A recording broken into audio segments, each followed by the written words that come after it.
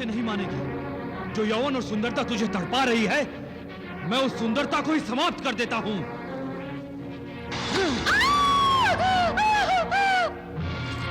शूर्पणखा, ये सब क्या है? तुम्हारी नाक पर घाव कैसा? मेरी नाक कट गई लंकेश्वर, और कहते हैं कि भाई के होते अगर बहन की नाक कट जाए तो भाई की नाक कहाँ रह गई? स्पष्ट बोलो शूर्पणखा, तुम्हारी नाक किसने काटी? उसी ने जिसने मेरे भाइयों खर और दूषण को मार डाला। खर और दूषण मारे गए? असंभव। कौन है वो? एक मानव। एक मानव? एक मानव ने महापराक्रमी खर और दूषण की हत्या कर दी। हम विश्वास नहीं करते। वो अलौकिक मानव दिखाई देता है भैया। उसके साथ उसका छोटा भाई भी है और एक स्त्री भी। स्त्री? हाँ भैया, वो स्त्री इतनी सुंदर है कि कोई अप्सरा भी उससे अधिक सुंदर ना होगी। मैंने कहा मैं लंकापति रावण की बहन हूँ, परंतु उन्हें तो आपका नाम भी नहीं मालूम। बोले कौन रावण? शूर्पणखा, अब हम लेंगे तुम्हारे अपमान का बदला। हम लेंगे अपने दोनों भाई खर और दूषण की मृत्यु का बदला, और ऐसा बदला लेंगे कि वो सारा जीवन धनुष और बाण उठाना भूल जाएंगे। धनुष और बाण उठाना भूल जाएंगे और स्त्री के विरह में आंसू बहाते रहेंगे। अब तुम देखना दशानन रावण का प्रतिशोध।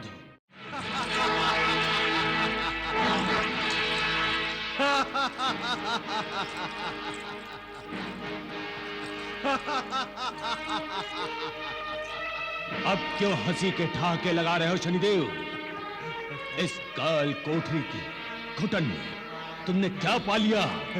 संकेत, स्पष्ट संकेत अपनी मुक्ति के।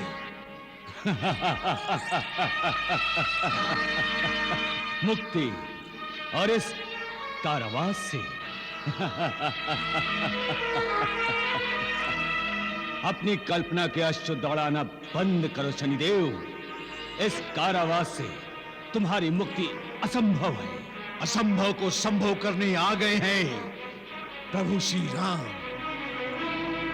रावण, अब तेरा ये भ्रम बस टूटा ही टूटा।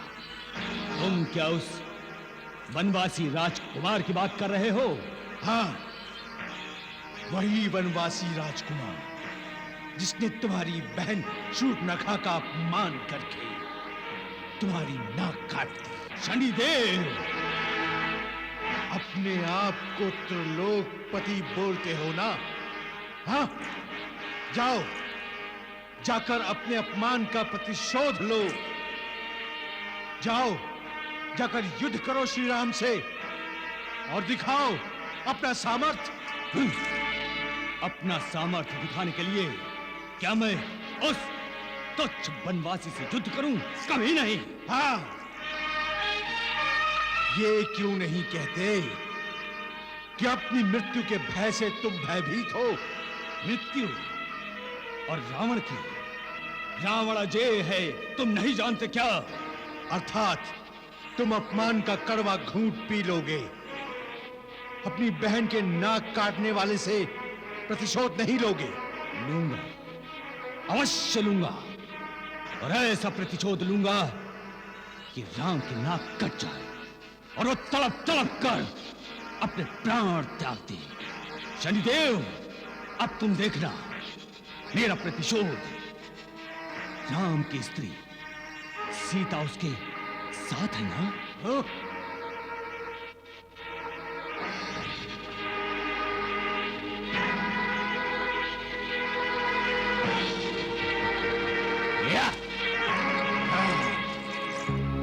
नारायण नारायण।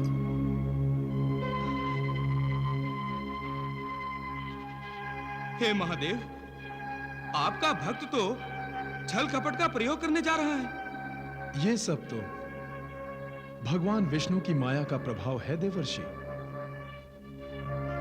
नारायण नारायण, जगत नियंता के पार्षद के अहंकार की कर्म गति का चौथा चरण आरंभ होने जा रहा है। क्या इसलिए प्रभु? देवर्षि, माया का प्रभाव रावण को राम की ओर लिए जा रहा है।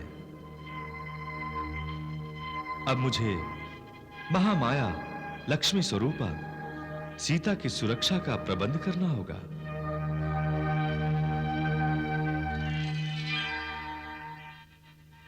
अग्निदेव,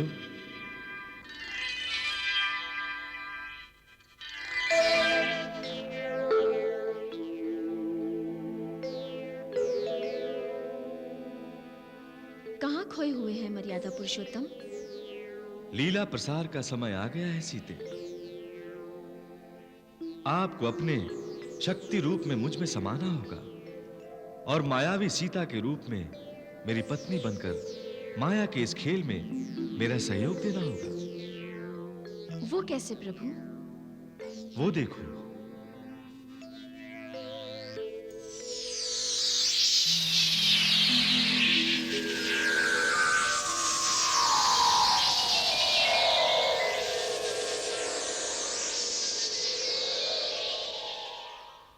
प्रणाम श्री राम। प्रणाम महामाया, शक्ति स्वरूपा माता सीता, प्रणाम। मैं त्रिदेवों की इच्छा से उपस्थित हुआ हूं प्रभु। कृपया माता सीता की सुरक्षा हेतु इन्हें इस अग्नि में विलीन होने की आज्ञा दीजिए। सीते, अग्नि प्रवेश करो।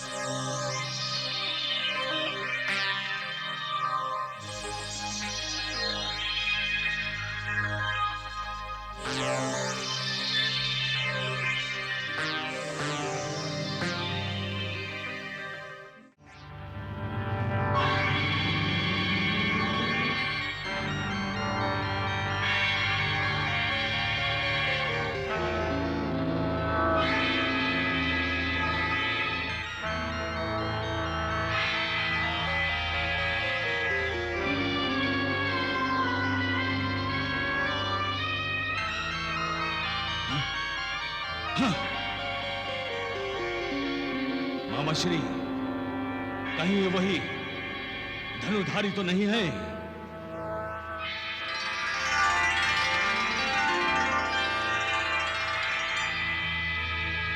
मामा श्री। हाँ दशानन, ये वही वीर हैं जिन्होंने तारकामौसी जैसी मायावी यक्षिणी का वध किया और जिन्होंने खर और दूषण को मृत्यु की गोद में सुला दिया। वो श्री राम है और वो श्री लक्ष्मी है। मामा श्री, दुष्टों के लिए ऐसे शब्द का प्रयोग नहीं करते। वो केवल राम है और वो लक्ष्मण। श्री राम और श्री लक्ष्मण नहीं। मैंने जैसा आपको कहा है वैसा ही कीजिए। मैं विमान नीचे उतारता हूं।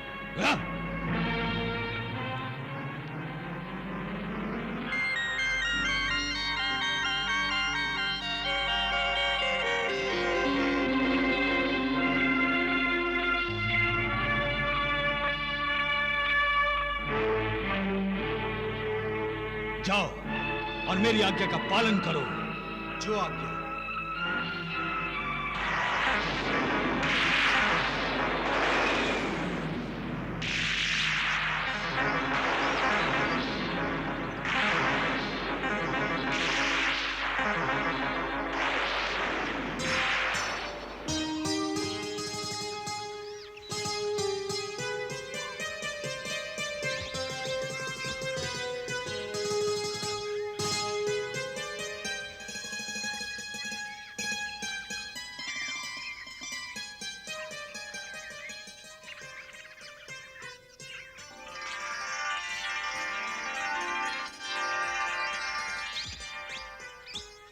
सीते,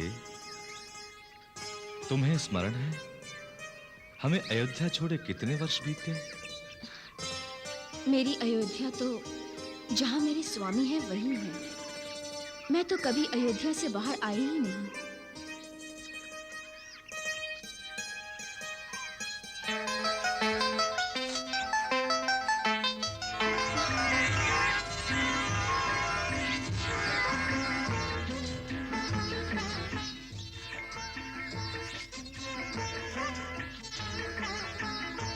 स्वामी, वो देखिए कितना सुंदर मृग है, जैसे सोने का बना हो।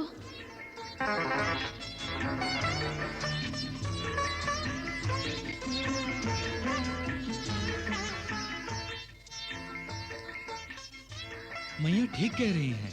भैया, ऐसा सुंदर मृग तो मैंने जीवन में पहली बार देखा है। प्रकृति का चमत्कार है ये। स्वामी, मुझे ये मृग चाहिए, इसे पकड़ लीजिए। जब हम अयोध्या लौटेंगे तो इसे अपने साथ ले जाएंगे और अपने उपवन की शोभा बढ़ाएंगे। नहीं सीते, ये विचित्र प्राणी अपने निश्चित वातावरण में ही जीवित रह सकते हैं। तो हम इसके लिए अनुकूल वातावरण बना देंगे ना? और अगर वो जीवित ना रह सका तो उसके चर्म का आसन बनाएंगे। आप जाकर पकड़िए तो सही उसे। वो पकड़ा नहीं जा सकेगा देवी। आप प्रयास तो कीजिए। मुझे ये मृग चाहिए, जीवित अथवा मृत। हठ ना करो देवी, ये वन है, यहाँ मायावी राक्षस निवास करते हैं। ये उनका छल भी तो हो सकता है। छल हो भी तो क्या आप छल से भयभीत हो जाएंगे? वीरों के समक्ष किसी का छल नहीं चल पाता स्वामी। जाइए, अपना धनुष उठाइए और उस मृग को पकड़कर मेरे पास ले आइए।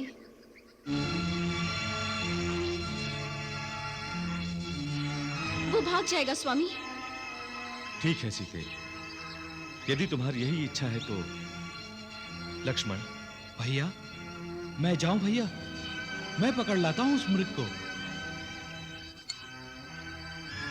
नहीं लक्ष्मण, यह वन क्षेत्र तरह तरह के दुष्ट राक्षसों से भरा पड़ा है। जब तक मैं वन से ना लौटूं, तुम आश्रम से दूर मत जाना। जो आज्ञा भैया।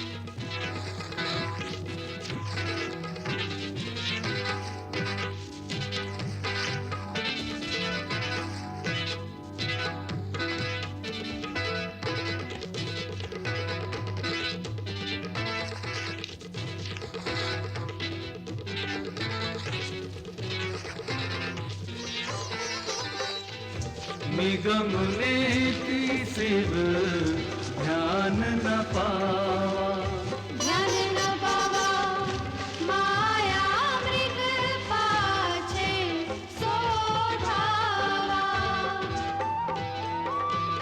कबहु निकट पुनि दूर पराई, कबहु क प्रगटई कबहु छिपाई। कबहु क प्रगटई कबहु छिपाई।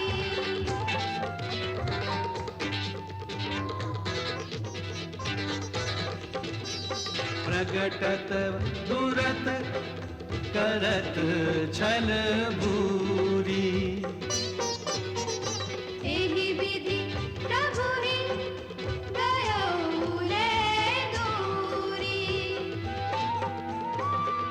तब तक राम कठिन सर मारा, धरिनी परे करी और पुकारा। लक्ष्मण! लक्ष्मण! लक्ष्मण! लक्ष्मण! लक्ष्मण! लक्ष्मण, लक्ष्मण, तुम सुन रहे हो? तुम्हारे भैया तुम्हें पुकार रहे हैं। मैं सुन रहा हूं भैया, किंतु ये पुकार भैया की प्रतीत नहीं हो रही। ये कोई मायावी ध्वनि है। लक्ष्मण! नहीं नहीं, ये तो प्रभु की ही पुकार है।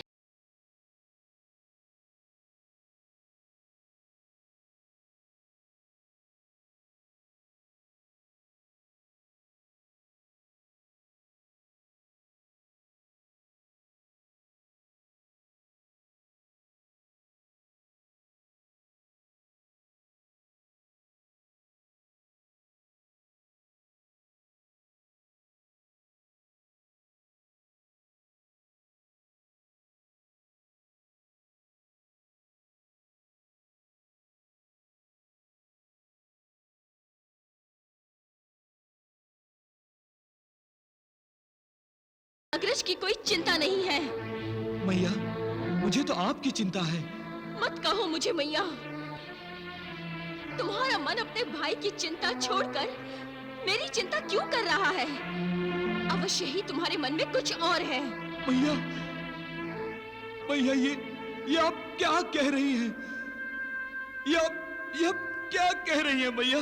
तो फिर तुम जाते क्यों नहीं अपने भाई की सहायता करने? यहाँ शांत खड़े खड़े मेरी ओर क्या देख रहे हो? मुझे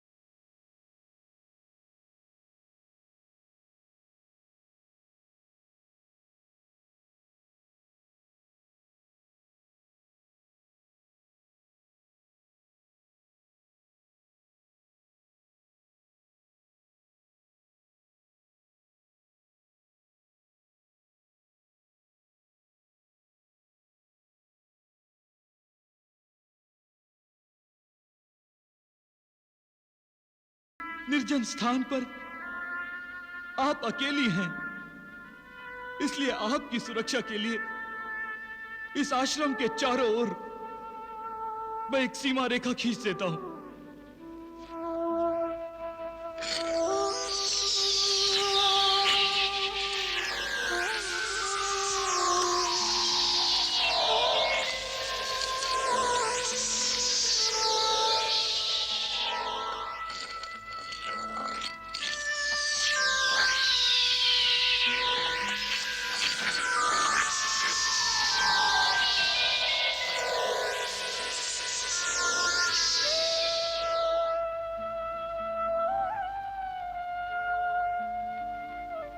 ये मेरी साधना की, मेरी तपस्या की, मेरी निष्ठा की, मेरी भ्रातृ प्रेम की, प्रभु की दास्ता की अभिमंत्रित रेखा है। यह हर अनिष्ट से आपकी रक्षा करेगी। आप केवल इस सीमा रेखा से बाहर मत आइएगा। जो भी आपके अहित के लिए इस सीमा रेखा का उल्लंघन करके अंदर आने का प्रयास करेगा वो भस्म हो जाएगा। मैया, आप सीमा रेखा से बाहर मत आइएगा, ये मेरी आपसे विनती है।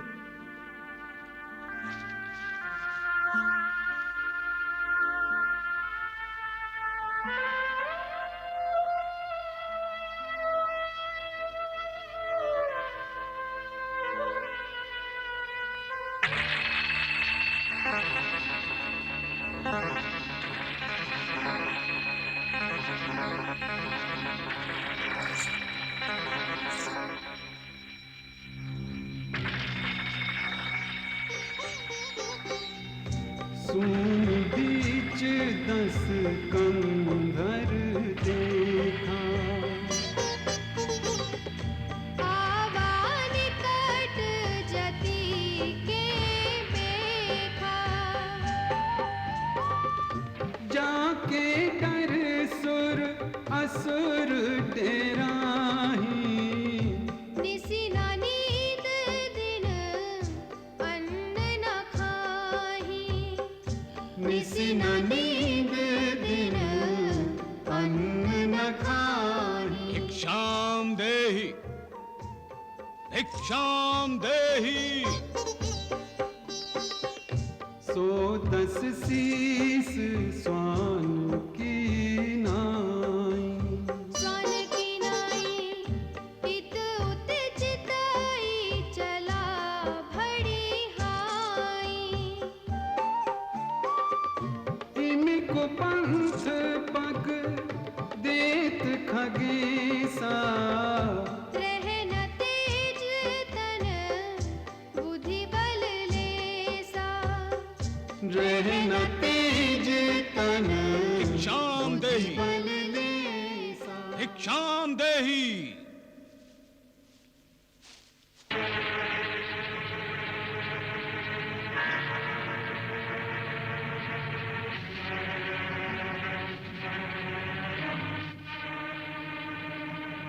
भिक्षाम देहि।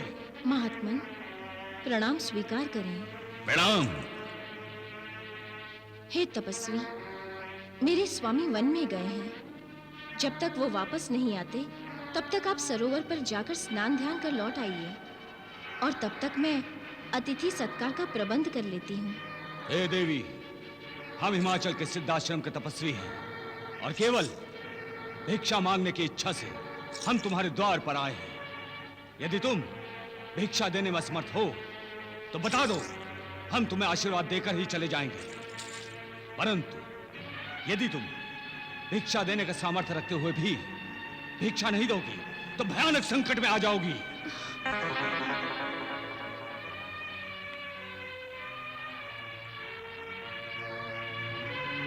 और मैं देख रहा हूं कि तुम्हारे ऊपर संकट के बादल घिरे हुए हैं। मैं जा रहा हूं। हरिओम। नहीं नहीं श्रेष्ठ तपस्वी, आप क्रोधित ना हो।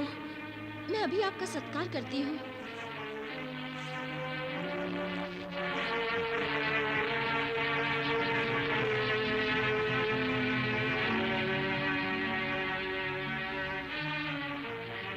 अब देखता हूं।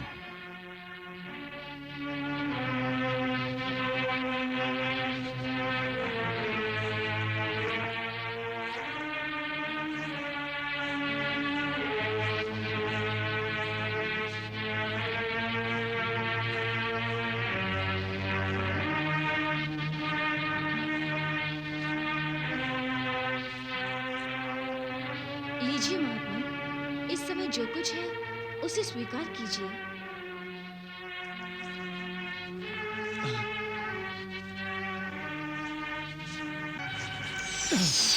ये क्या है? हम तपस्वियों के साथ छल? नहीं नहीं, ये तो मेरी रक्षा रेखा है। अर्थात तुम हमें बंधी हुई भिक्षा देना चाहती हो? नहीं देवी नहीं, हम सिद्धाश्रम वाले बंधी हुई भिक्षा नहीं लेते। हम जा रहे हैं। नहीं नहीं, रुक जाइए। द्वार पर से किसी साधु का खाली हाथ जाना पाप है हमारे लिए। आप भिक्षा लेकर जाइए। किंतु कैसे? हम इस रेखा के अंदर नहीं आएंगे। ठीक है, मैं ही रेखा के बाहर आ जाती हूँ।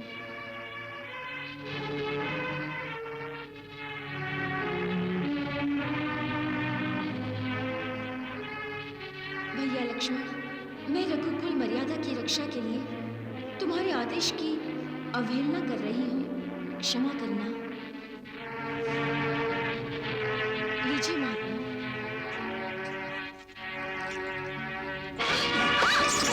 लक्ष्मण भैया! स्वामी! स्वामी!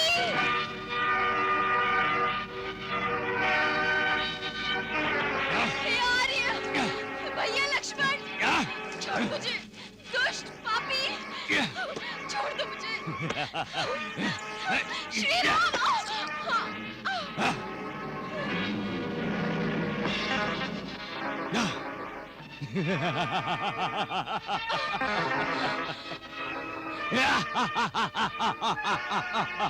पापी, तूने साधु के भेष में मेरा हरण किया है।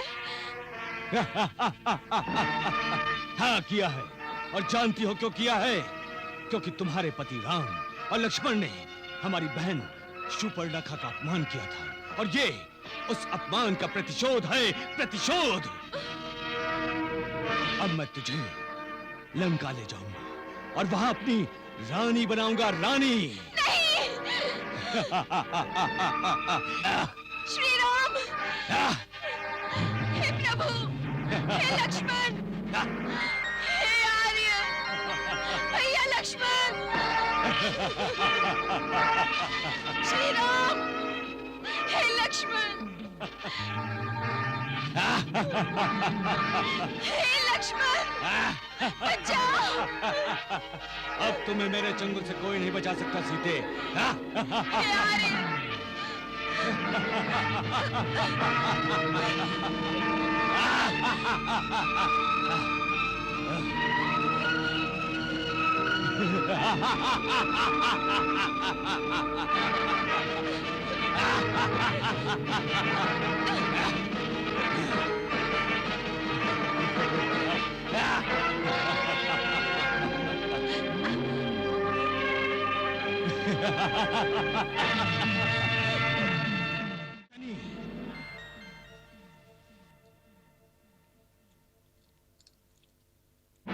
रावण जो कहता है वो कर दिखाता है।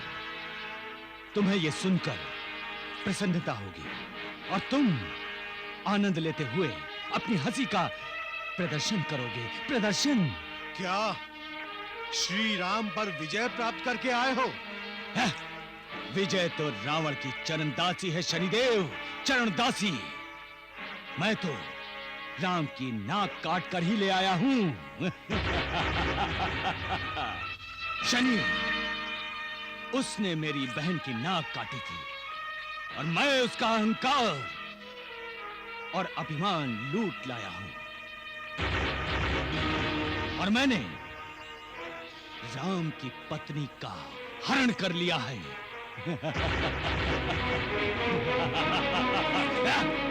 वाह, बहुत बड़ा धर्म का काम करके आए हैं आप।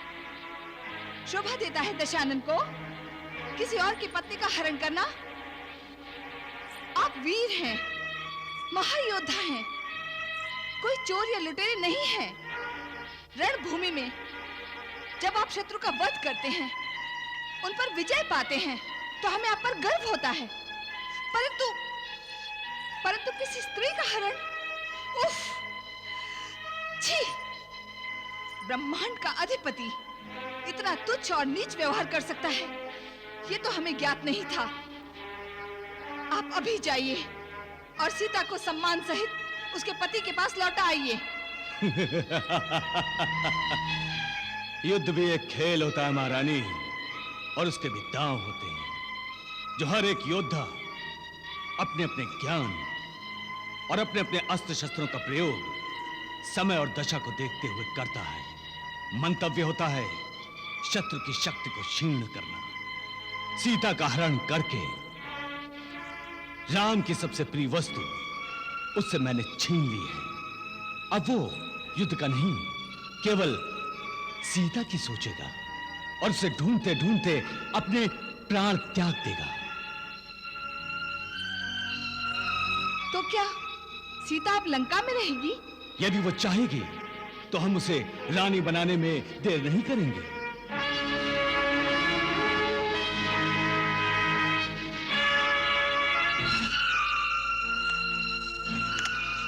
सीते मैया सीते मैया मैया सीते सीते मैया कहाँ हो?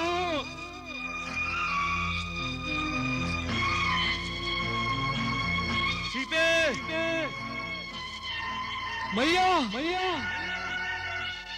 सीते मैया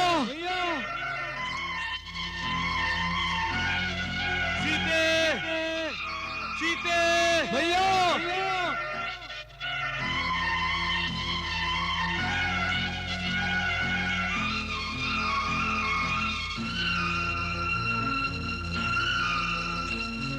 मैया मैया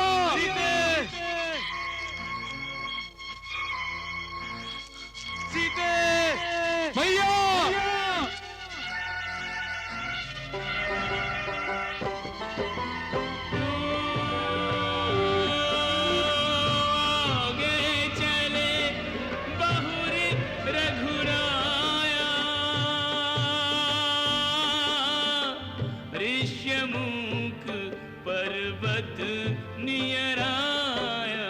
राम हरे श्री राम हरे मैया सीते दर्शन शुभ नाम हरे सीते भैया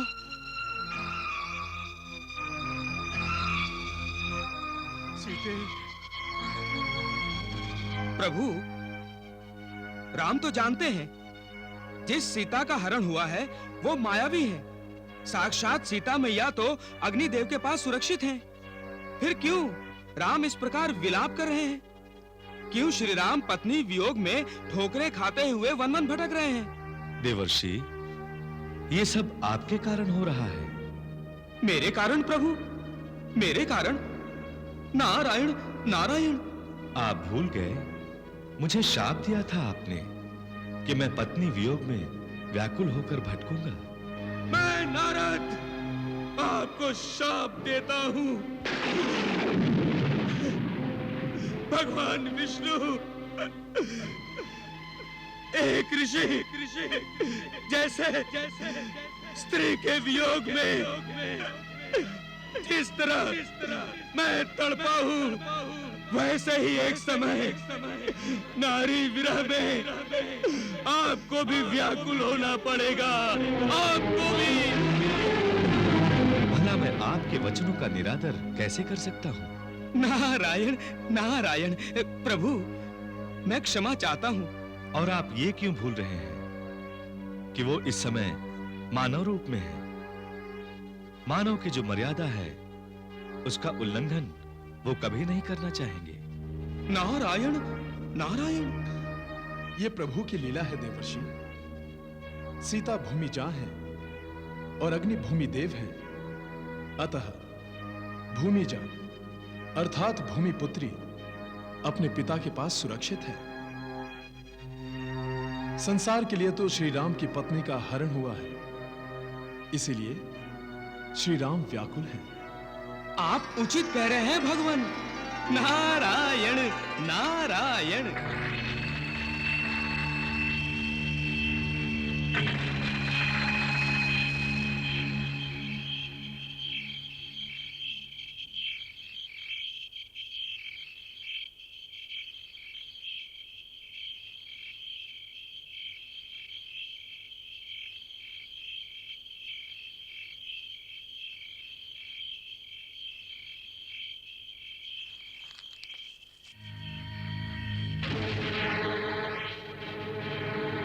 रावण का मन जीतने के बाद उससे मुंह मोड़ने का खेल तुम्हें चाहे आनंद दे रहा हो, परंतु हमें और हमारी व्यग्र भावनाओं को यह और उद्दीप्त कर देता है। मुझे यह समझ में नहीं आ रहा कि तुम व्यर्थ चिंता में क्यों डूबी हुई हो। अपने जीवन के बसंत रूपी यौवन को पतझड़ बना देना बुद्धिमानी नहीं है। इस संसार की कोई ऐसी वस्तु नहीं है, कोई ऐसा सुख नहीं है जो हम तुम्हें प्रदान नहीं कर सकते। तुम एक बार रावण के महल में चलो, तुम्हें इस धरती पर स्वर्ग का आभास न हो जाए तो रावण को पालंब देना। सीते, सावधान, अपनी मलिन जीवा से मेरा नाम मत ले। ये संबोधन तो केवल मेरे स्वामी के अधिकार में है। कौन स्वामी? वो बनवासी? भूल जाओ उसे, वो तो कब का मर गया होगा। दुष्ट, पापी। देखो, अभी तक हमने कोई पाप नहीं किया है। हम राक्षस हैं और स्त्रियों का बलपूर्वक हरण कर लेना, उन्हें अपनी बनाना हमारा धर्म है। लेकिन अभी तक हमने तुम्हें तुम्हारी इच्छा पर छोड़ रखा है। हम तुम्हें अपना बनाना चाहते हैं, परंतु अपनी मर्जी से नहीं। हम दोनों की इच्छा होगी तब। अब तुम ही बोलो, कब? मैं एक पतिव्रता स्त्री हूँ। यदि तूने मेरा स्पर्श किया तो तेरे सिर के 100 भाग हो जाएंगे। मैं तुझे श्राप देती हूँ, यदि तू किसी स्त्री के इच्छा विरुद्ध उसके साथ पाशवी व्यवहार करेगा तो तेरे मस्तक के टुकड़े टुकड़े हो जाएंगे।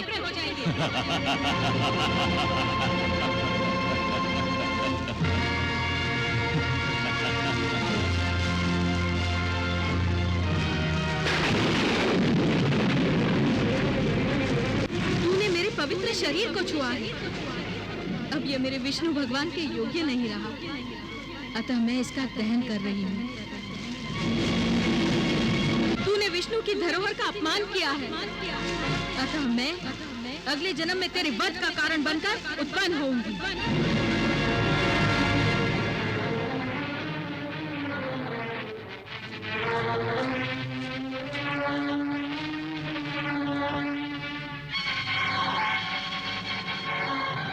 दशानन, तुम्हारे चल कर आने की गति बता रही है कि तुम कुछ गंवा कर आए हो।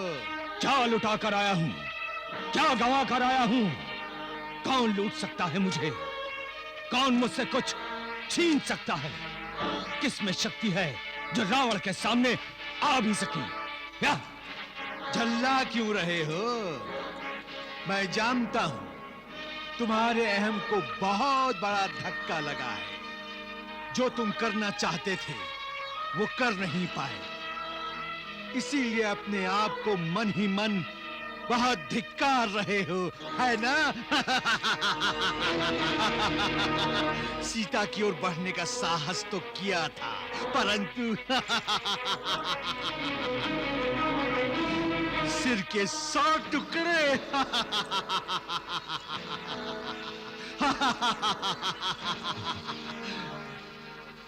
मेरी एक अभिलाषा पूरी कर दो रावण। मैं तुम्हारे सिर के 100 भाग देखना चाहता हूं। मेरी चिंता छोड़ दो लंकेश्वर, अपनी चिंता करो। तुम्हारी मृत्यु अब ऋषिमुख पर्वत से होती हुई लंका पहुंच रही है। फिर न लंका रहेगी न तुम रहोगे, न तुम रहोगे न लंका रहेगी।